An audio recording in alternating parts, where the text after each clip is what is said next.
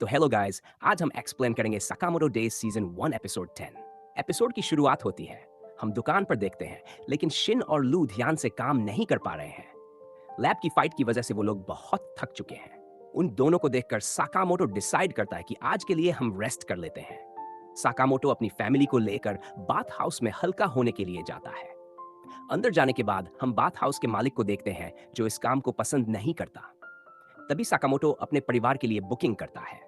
उस समय वह आदमी साकामोटो को देखकर सोचने लगता है कि मैंने इसे कहीं देखा है।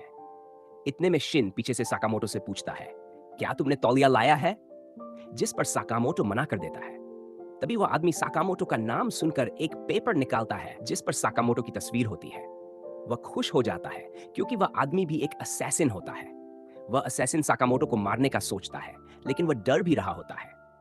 इसके बाद वह साकामोटो को तौलिया देता है और साकामोटो और बाकी लोग नहाने चले जाते हैं। इसके बाद वह आदमी साकामोटो का पीछा करने लगता है। जब वह देखता है कि साकामोटो बाथटब में नहा रहा है, तो वह सोचता है कि अच्छा हुआ मैंने यहाँ ट्रैप लगा रखा है। तभी वह देखता है कि शिन एक बटन दबाने वाला होता है। वह अपने हाथ में रखी रिमोट का एक बटन दबाता है, जिससे शिन और साकामोटो के बाथटब का पानी बहुत अधिक प्रेशर से निकलने लगता है, जिससे शिन दूर जाकर गिरता है। ये देखकर वह आदमी बहुत खुश हो जाता है, लेकिन जब वह साकामोटो को देखता है तो पाता है कि साकामोटो ने अपने हाथ से बाथटब को जोर से पकड़ रखा होता है, जिससे उसे कुछ भी नुकसान नहीं होता। इसके बाद साकामोटो और शिन एक गर्म कमरे में जाते हैं। उन्हें वहां जाते देख वह आदमी खुश हो जाता है। इसके बाद दोनों उस कमरे में पहुंच जाते हैं, जहां पर शिन आग में कोई लिक्विड डालता है। तभी वह आदमी एक और बटन दबाता है, जिससे वहां आग लग जाती है। उन्हें आग में जलते देखकर वह आदमी खुश हो जाता है और सोचता है कि इससे साकामोटो जलकर मर जाएगा। लेकिन जब वह अंदर देखता है, तो पाता है कि साकामोटो इसके मजे ले रहा होता है, जबकि शिन की हालत खराब हो जाती है। इसके बाद वह आदमी साकामोटो का पीछा करता है और उसे कई खतरनाक चीजों का सामना कराता है, लेकिन साकामोटो को कुछ भी नहीं होता। शिन की हालत और खराब हो जाती है। इसके बाद वे दोनों बाहर आ जाते हैं, जहां लू शिन की हालत देखकर उससे पूछता है, क्या तुम जिंदा हो? तभी वहां हाना आती है और साकामोटो को पिंग पोंग बॉल खेलने को कहती है। साकामोटो और लू खेलने लग जाते हैं। उन्हें देखकर वह आदमी अपने अतीत के बारे में सोचने लगता है कि उसके पिता उससे उनका पारिवारिक बिजनेस संभालने को कह रहे थे, लेकिन उसने असैसिन बनने का फैसला किया था और वहां से चला गया था। वह यही सब सोच रहा होता है। तभी वहां दो आदमी आते हैं। उनमें से एक कहता है, लूजर, तुमने तो कहा था कि तुम कुछ बड़ा करने वाले हो और तुम यहाँ अपने परिवार का काम संभाल रहे हो। इस पर वह आदमी कहता है, मेरे परिवार के काम के बारे में कुछ मत कहो, और उन आदमियों से लड़ने लगता है। तभी साकामोटो एक को पिंग पोंग बॉल से और दूसरे को आइसक्रीम स्टिक से इतनी तेजी से मारता है कि उन्हें पता भी नहीं चलता। इसके बाद साकामोटो और बाकी लोग वहां से जाने लगते हैं। तब वह आदमी साकामोटो का शुक्रिया अदा करता है और मन में सोचता है कि मैं असैसिन बनने के लिए बहुत कमजोर हूं। इसके बाद वह अपने डैड को फोन करता है और कहता है, मैं बाथ हाउस संभालने के लिए तैयार हूं। इसके बाद सीन साकामोटो की शॉप पर शिफ्ट होता है, जहां सभी लोग बैठे होते हैं, लेकिन शिन की हालत अभी भी खराब होती है। इसके बाद हम एक आदमी को देखते हैं, जो जापान आया होता है और कहता है, मैं उससे वापस लेकर रहूंगा। इसके बाद हम साकामोटो और उसकी गैंग को एक फैमिली रेस्टोरेंट में देखते हैं, जहां वे खाना खाने आए होते हैं। तभी लू दो ड्रिंक के कप लाती है और शिन से कहती है, इनमें से एक को चुनो बिना माइंड रीडिंग के। शिन गलत गिलास चुन लेता है, तो लू बताती है कि वह बिल भरेगा। शिन पूछता है, तुम तो ऐसे फैमिली रेस्टोरेंट में बहुत बार आई होगी। जिस पर लू कहती है, मैं पहले कभी फैमिली रेस्टोरेंट में नहीं आई, क्योंकि मेरे घर पर हमेशा शेफ खाना बनाने आता था। शिन लू से पूछता है, क्या तुम्हें अपने पुराने दोस्तों से मिलने का मन नहीं करता? लू, जो एक माफिया फैमिली से बिलोंग करती है, जिसे चीन में ट्राइड कहा जाता है, जवाब देती है, नहीं, मुझे तो यहीं पर मजा आता है और मैं माफिया वाली चीजों में वैसे भी इंटरेस्टेड नहीं हूं। जो आदमी चीन से जापान आया था, वह लू की सीट के ठीक पीछे बैठा होता है और चीनी भाषा में बोलता है, मैंने तुम्हें ढूंढ लिया।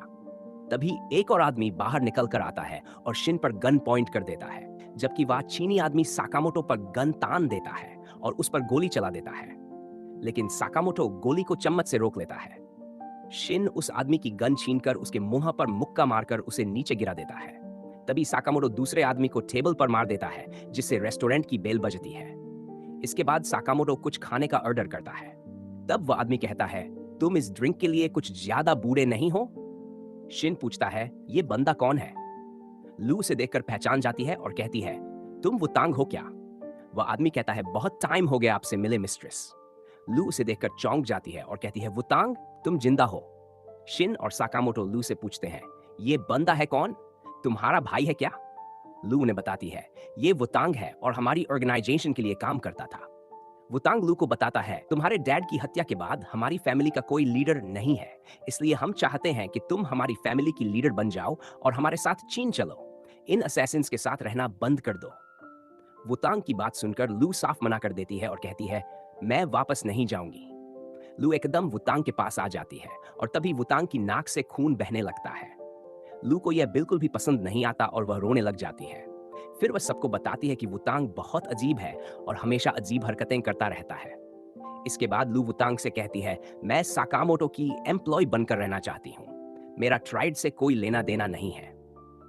लू की यह बात सुनकर वुतांग कहता है, अच्छा तो तुम हो मेरे रास्ते कांटा, लीजेंडरी असैसिन साकामोटो। वुतांग के इस जवाब पर शिन कहता है, अगर हमें इससे लड़ना पड़ेगा तो मैं एकदम रेडी हूं। वुतांग कहता है, मैं इतना भी बेवकूफ नहीं हूं कि बिना हथियार के तुमसे लड़ूं। मेरे पास लड़ाई के अलावा दूसरा ऑप्शन भी है।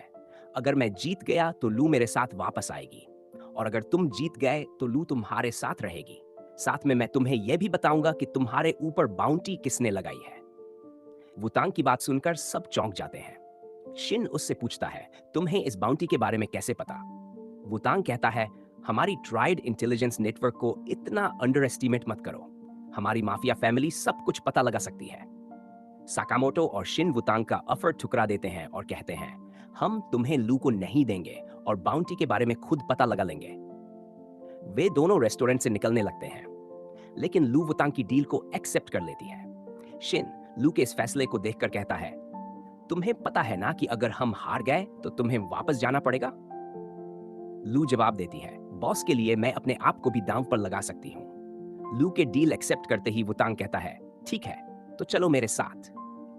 वुतांग सभी लोगों को एक कैसीनो में ले जाता है और बताता है कि ये एक अंडरवर्ल्ड कैसीनो है जहां दुनिया भर के माफियाज पैसा कमाने के लिए आते हैं। फिर वुतांग कॉन्टेस्ट के रूल्स बताता है कि सबको इस कैसीनो के अंदर जुआ खेलना होगा। जो कम समय में सबसे ज्यादा पैसा कमा लेगा वही इस कॉन्टेस्ट को जीतेगा। वुतांग की बात सुनकर साकामोटो कहता है, ठीक है। शिन कहता है, तो हमें फिजिकल स्ट्रेंथ का इस्तेमाल नहीं करना पड़ेगा? साकामोटो लू से कहता है, तुम टेंशन मत लो, हमारे पास शिन की पावर है ना। शिन की मदद से हम प्लेयर्स का माइंड रीड कर सकते हैं और आसानी से पैसा जीत सकते हैं। साकामोटो की बात पर शिन जवाब देता है, लेकिन मुझे तो जुआ खेलना भी नहीं आता और न ही गेम के रूल्स पता है। यह सुनकर लू पैनिक में आ जाती है और कहती है, भले ही वुतांग फिजिकली स्ट्रांग ना हो, लेकिन उसका दिमाग बहुत शार्प है। अपने दिमाग की वजह से ही वह हमारी गैंग में था। वह आज हमारी फैमिली का एडवाइजर है और हमारी फैमिली में टॉप पोजीशन पर है। जितनी देर ये तीनों बातें कर रहे होते हैं, उतनी ही देर में वुतांग पहले ही 3 मिलियन जीत चुका होता है। वह कहता है, अब मैं मिस को वापस लेकर जा रहा हूं। इसी के साथ हमारा एपिसोड खत्म होता है।